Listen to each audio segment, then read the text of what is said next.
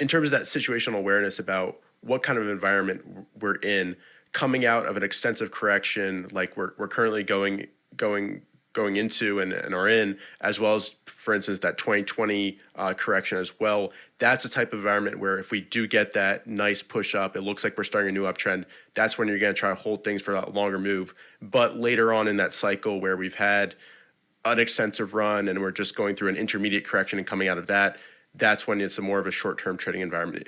Is that right? Would you say that's correct? Yeah, I think that's a pretty fair generalization. I mean, listen, the market, the overall market, it normally should just be ignored. However, when it's in a period of stress, you mentioned 2020, 2018, you can look at the period right now. When we come out of those periods, think of it like there's a giant weight sitting on the market, and there's been a lot of, in bear markets, people are forced to sell things they don't want to sell.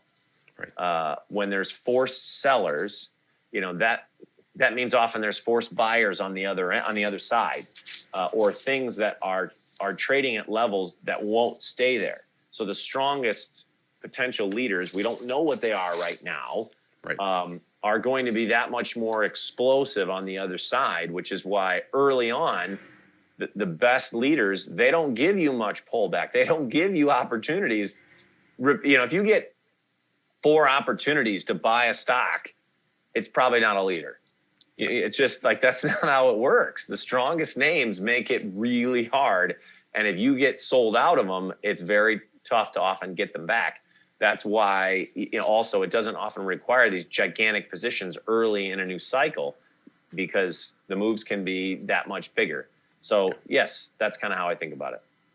And is there a time or environment where you favor breakout style trades versus more pullback style trades? I was curious about that. That has really tended to be,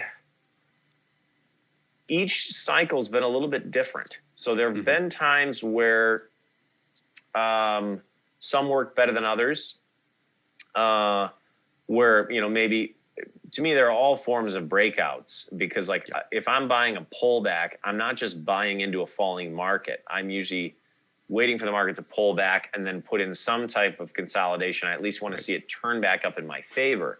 So, it would just depend, where sometimes, and some of this depends on the nature of the general market too, where sometimes if the general market just, puts in, like in 2020, where we had this really big V-shaped move, well, a lot of the stocks then sort of had these big breaks and then these mid to high handles. Well, that was because as the market paused out, the stock ripped back and then, put in the handles.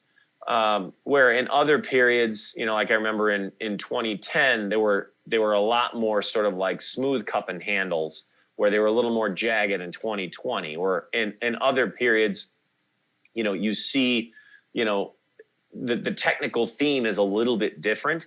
Well, again, if you're just running through the process, you'll just start to see what looks like a theme. Wow, there's a ton of handles. Wow, there's a ton of, cheat areas or that kind of thing.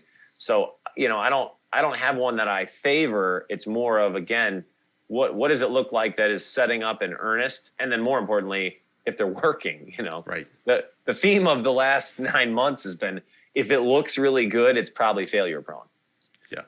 Because everybody's eyes are on it. There's only, and there has not been that institutional bid that is continuing to keep stocks making higher lows. That's the key. The breakouts may work for a day, but they don't have the staying power, and that's because there just hasn't been that institutional appetite for, breakouts into new highs, or to be bidding up stocks that are in new high ground.